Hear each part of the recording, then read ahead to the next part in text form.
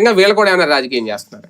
Basic గా తలకు 50 రూపాయలు ఇస్తే వచ్చే రోజులైతే ఏమైనా డబ్బులు తీసుకెళ్లి ఇవ్వాలి. అంటే ఇదేమి ప్రజా సభలో మీటింగ్లు ఏం కాదు కదా, ఆయన ఏదో కోర్టుకి వెళ్తారు వస్తారు, ఆయన ఏం మాట్లాడరు కూడా నాకు తెలిసి. మరి బేసిక్ గా ఒకటేంటంటే జగన్ థ్యాంక్స్ టు ఈనాడు జ్యోతి చెప్పుకోవాలి. ఆయన వీళ్ళ అర్రజన్ మీడియాకి కూడా థ్యాంక్స్ చెప్పాలి. వీళ్ళు అతన్ని హ్యూమిలియేట్ చేసే ప్రయత్నం చేస్తారు. అతను సైకలాజికల్ గా స్ట్రాంగ్. వాస్తవంగా రాజశేఖర రెడ్డి కుటుంబం మానసికంగా చాలా స్ట్రాంగ్. షర్మిల కూడా అంత స్ట్రాంగ్ గా మాట్లాడగలుగుతుందంటే అది వాళ్ళ జెనెటికల్ గా వచ్చిన స్ట్రాంగ్నెస్.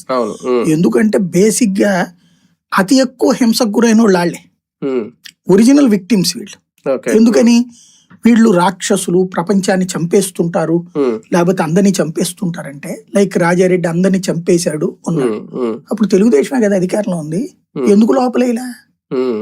తెలుగుదేశం 82లో అధికారంలోకి వచ్చింది, 83లో ఎందుకు లోపలేలా రాజారెడ్డిని? రాజశేఖర రెడ్డి ఎందుకు బొక్కలో వేయలా నువ్వు? అంటే నువ్వే కాపాడావా?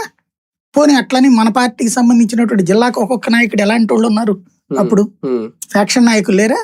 బాంబుల శివారెడ్డి ఎవరు, లేకపోతే పరిటాల రవి ఎవరు? ఇలాంటి వాళ్ళు అందరూ ఎంతమంది లేరు వీళ్ళ పార్టీలో? మరి వీళ్ళకంటే అతను క్రిమినల్ అయితే ఎన్కౌంటర్ చేసేవాళ్ళు కదా, మీరు ఎందుకు వదిలేశారు? రాజారెడ్డి, రాజశేఖర రెడ్డి పెద్ద క్రూరాత క్రూరులు, మరి ఎన్కౌంటర్ చేసేసి ఉండాల్సింది కదా, చేయించారు కదా ఎంతో మందిని, ఎందుకు జరగలేదు? బేసిక్ గా ఆ రోజున పవర్ఫుల్ ఆఫీసర్లను పెట్టి, అంటే వీళ్ళ మీద వీళ్ళు బురదేశారు తప్పించి పబ్లిక్ వేరు పర్సెప్షన్, పబ్లిక్